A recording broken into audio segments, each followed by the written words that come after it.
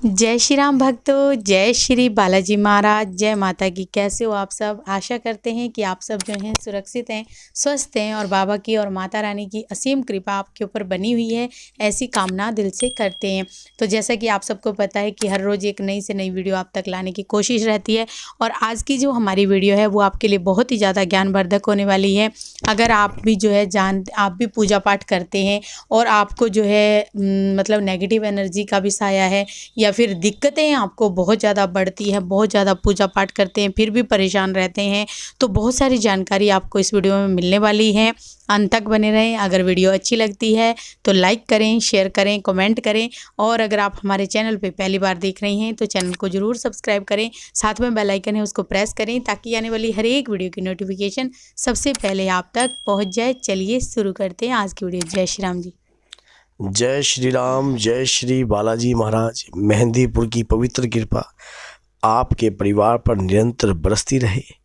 आपका परिवार खुशमय हो, मंगलमय हो, ऐसी कामना अपने इष्ट देव से आपके परिवार के लिए करते हैं कि आपके परिवार के अंदर कोई भी किसी भी प्रकार की कोई भी दिक्कत ना आए। क्या होता है, क्या अधिक पूजा करने वाला व्यक्ति क्या अधिकतर परेशान होता है? मन में बहुत सी इस प्रकार के क्वेश्चन उठते हैं। किसी भक्त ने ऐसा क्वेश्चन मुझसे किया तो मैंने उसकी बातों का जवाब बड़े सरलता से जैसा दिया, फिर मैंने सोचा क्यों ना, अगर इसके मन में इस प्रकार का क्वेश्चन उत्पन्न हुआ है तो अधिकतर लोगों के मन में भी इस प्रकार के क्वेश्चन उत्पन्न होते होंगे। कई बार मन में ये होता होगा कि हम इतने समय लंबे समय से पूजा याचना कर रहे हैं फिर भी भगवान हमारी नहीं सुन रहे हैं। क्या चक्कर रह गया है, क्या कमी रह गई है, क्या हमारे कोई ऐसा सिस्टम है कि हमारे में कोई कमी रह गई है?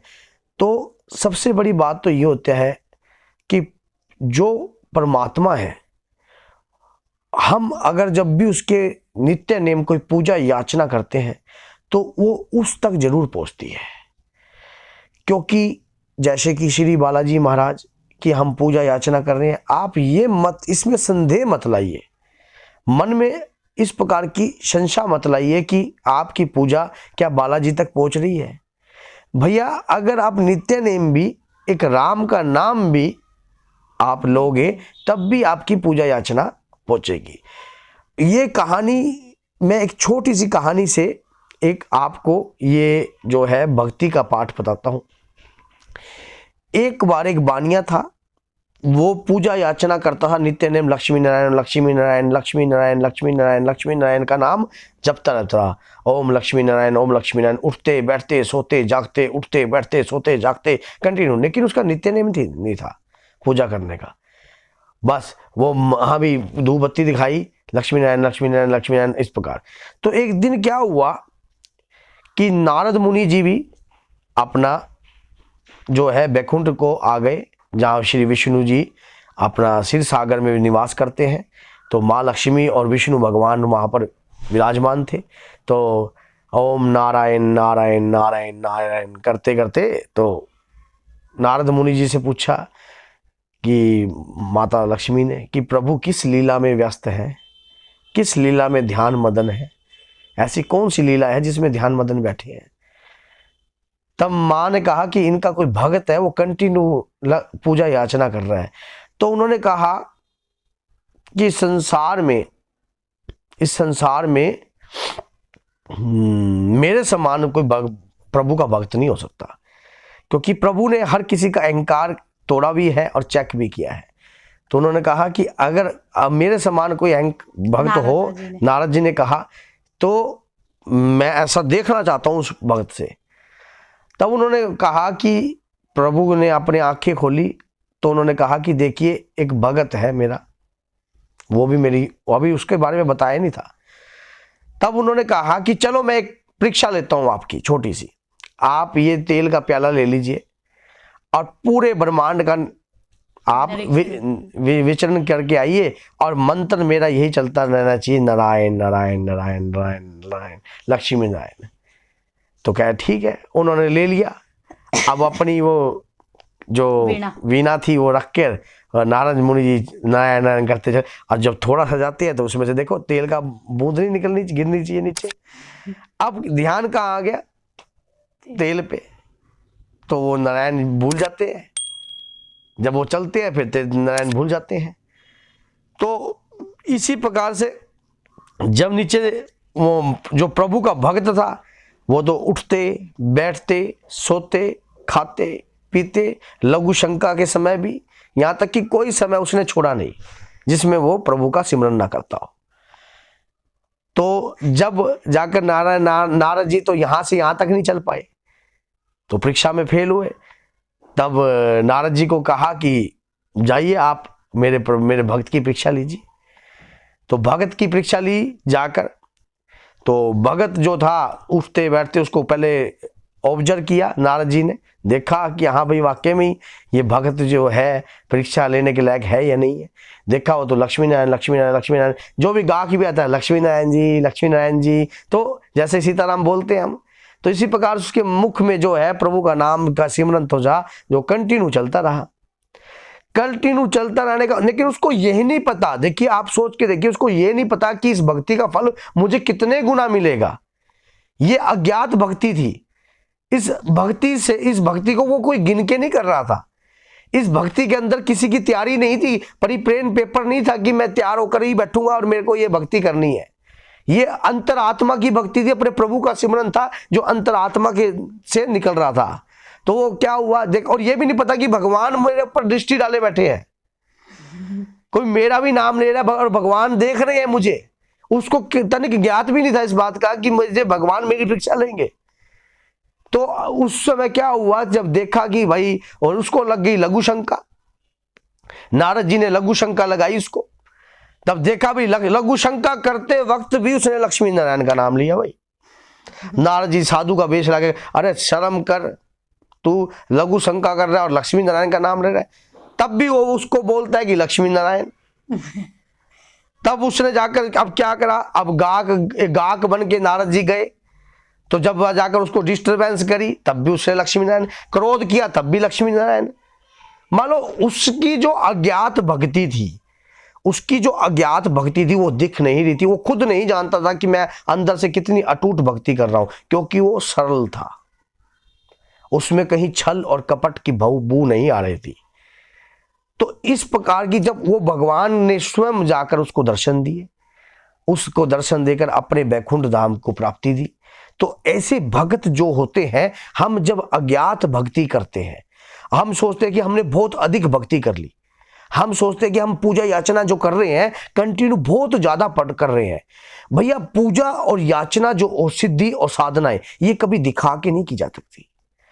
भक्ति का मतलब होता है कि अंतरात्मा को निछावर कर देना श्री प्रभु जी के चरणों में, श्री बालाजी के श्री चरणों में, माता के श्री चरणों में, अपने गुरुदेव के श्री चरणों में। उस भक्ति को कभी काउंटिंग में नहीं गिनी जाएगी। वो हम बहुत से लोग ऐसे क्वेश्चन कर लेते हैं कि हम मेहंदीपुर इतने साल हो गए, हमें 12 साल हो गए जाते हुए और हमारा बेड़े पार नहीं है। कभी व्यर्थ में मत सोचना कि आप बालाजी के धाम गए और आपका कोई भी यात्रा निष्फल गई है, नहीं गई। हर यात्रा में उस आत्मा की शुद्धि हुई है, हर यात्रा में उस आत्मा की शुद्धि हुई है, वो आत्मा पवित्र हुई है।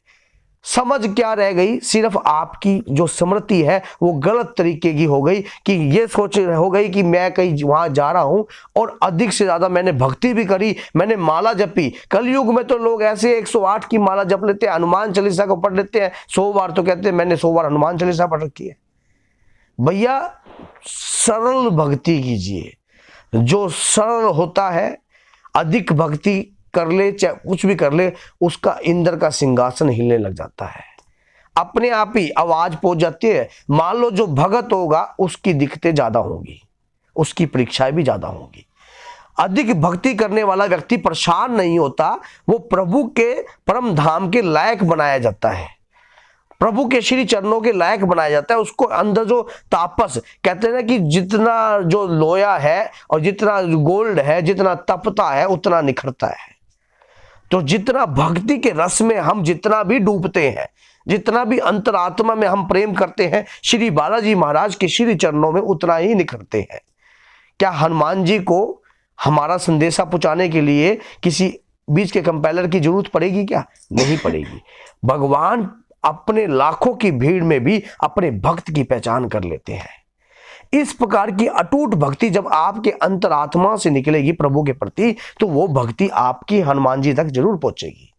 और हनुमान जी तक करी हुई भक्ति आपकी निष्फल नहीं जा सकती मेरे भैया, निष्फल नहीं जा सकती। कभी भी आप कोई भी भक्ति करो, श्री बालाजी महाराज के प्रति करो, उसमें कभी दिखावा करके मत करो। जैसे कि आप सीताराम का जाप कर रहे हो, आप ये मत देखो कि मैंने सीताराम का जाप किया, क्या मेरे ये सीताराम के जाप करने से मैंने खाना खा लिया, मैंने ये कर लिया। जो शून्य है ना, उसके आगे एक जरूर वो परमात्मा लगाता है। शून्य की कोई वैल्यू नहीं, परमात्मा के प्रति हमें शून्य होना चाहिए। और जब परमात्मा हमारे सामने स्वयं ऐसा पैदा कर देगा हमें बहुमूल्य बनाने के लिए, कितनी ही शून्य लगा दीजिए कोई वैल्यू नहीं। और जिस दिन परमात्मा ने एक डंडा लगा दिया, करोड़ों की वैल्यू बन जाएगी। वैल्यूबल बनने के लिए अंतरात्मा की भक्ति को जगाना पड़ता है, अंतरात्मा की भक्ति को पावर देनी पड़ती है। जिस दिन वो भक्ति अंदर से उदय हो जाती है, अंधी भक्ति, मान लो हम सोचते हैं कि हमने कलयुग के अंदर अगर थोड़ा सा पाठ कर लिया, सुंदरकांड का पाठ कर लिया, तो हमने बहुत बड़ा कार्य कर दिया। अरे प्रभु तो कहते कि चारों युग प्रताप तुम्हारा, चारों युग से प्रभु श्री राम की भक्ति करते आ रहे हैं। ऐसे इष्ट देव के प्रति हमारा आसरा है। अब हम उनकी तुलना कर सकते हैं क्या किसी से? आप सोच के देखो, क्योंकि उन्हें भक्त शिरोमणि भी कहा गया है और वीर शिरोमणि भी। तो ऐसी अंतरात्मा की भक्ति आपकी अपने प्रभु के प्रति लीन होनी चाहिए। और उसके बाद देखना, आप स्वयं कहोगे कि मैंने जो भक्ति करी, मुझे उस पर अहंकार नहीं है। क्योंकि भक्ति निष्फल भाव से होती है, दिखावे से नहीं होती है। कई बार हम अधिक पूजा पाठ करते हैं तो हम सोचते हैं कि हम दुखी क्यों हैं। आप दुखी नहीं हो, आप सर्फ एक्सल की तरह धोए जा रहे हो, आप साफ सुथरे किए जा रहे हो। आपके शरीर को ऐसा बनाया जा रहा है कि कष्ट से युक्त। मान लो अगर किसी व्यक्ति ने नहर में कूदा ही नहीं, तो नहर के कूदने का अनुभव कैसे लेगा? जिसने कभी भक्ति को प्राप्त ही नहीं किया, जिसने कभी परमात्मा के प्रति सोचा ही नहीं, वो कैसे प्राप्त करेगा? किसी भी चीज के अंदर कूदने से ही उसी चीज का अनुभवित होता है आदमी। अगर आप भक्ति की लाइन में जा रहे हो और हनुमान जी की पूजा याचना करने जा रहे हो, तो हनुमान जी की भक्ति को पहचानो कि प्रभु श्री राम की भक्ति, उन्होंने अटूट भक्ति से भरे पड़े हैं। अटूट भक्ति से उनके अंदर राम ही बसता है। और राम के लिए ही उन्होंने सुग्रीव के साथ ये वार्तालाप करी थी कि मुझे प्रभु श्री राम की भक्ति में रहने दीजिए, और जब भी आप मेरी जरूरत पड़ेगी मैं आपके लिए हाजिर हो जाऊंगा, क्योंकि वो वचनबद्ध थे। तो ऐसी अटूट भक्ति जैसे आपके इष्ट देव ने करी है, इसी प्रकार से अगर आप भक्ति करोगे तो अधिक पूजा करने का कभी अहंकार मत करना। कभी आपने पूजा याचना करी, कभी निष्फल नहीं जा सकती। आप अब हनुमान जी पे पूर्ण रूप से विश्वास करके चलिए। हनुमान जी एक ऐसे योद्धा भी हैं और ऐसे भक्ति हमारे एक आइडल है, हमारे सामने एक ऐसा जीता जागता उदाहरण है। क्योंकि तुलसीदास जी के जो वचन है कभी व्यर्थ नहीं कर सकते, क्योंकि उन्होंने जो वचन लिखे हैं उनमें जो साक्षात लिखा है कि भूत पिचास निकट नहीं आवे, महावीर जब नाम सुनावे। नाम मात्र से भी भूत डरते हैं। तो आप सोच के देखिए कि अगर उन प्रभु का आप सिमरन कर रहे हो कंटिन्यू, तो कभी निष्फल नहीं हो सकता। तो भैया जय श्री राम, जय श्री सीताराम। आपकी भक्ति परमात्मा तक जरूर पहुंचे। जय श्री राम।